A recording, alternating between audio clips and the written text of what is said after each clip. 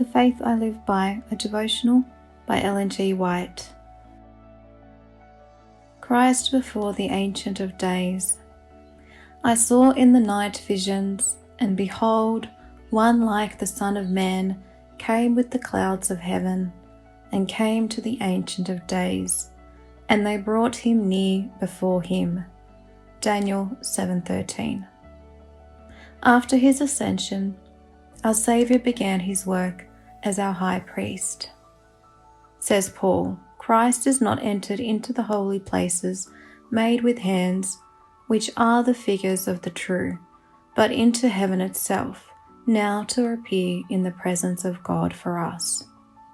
For 18 centuries, this work of ministration continued in the first apartment of the sanctuary. The blood of Christ, pleaded in behalf of penitent believers, secured their pardon and acceptance with the Father. Yet their sins still remained upon the books of record. As in the typical service, there was a work of atonement at the close of the year. So before Christ's work for the redemption of men is completed, there is a work of atonement for the removal of sin from the sanctuary. This is the service which began when the 2,300 days ended. At that time, our high priest entered the most holy to perform the last division of his solemn work to cleanse the sanctuary.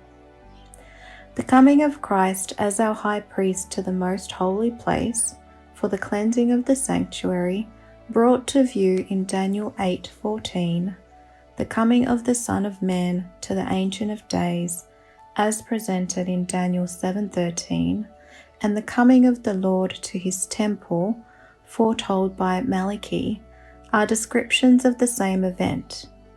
And this is also represented by the coming of the bridegroom to the marriage, described by Christ in the parable of the 10 virgins of Matthew 25.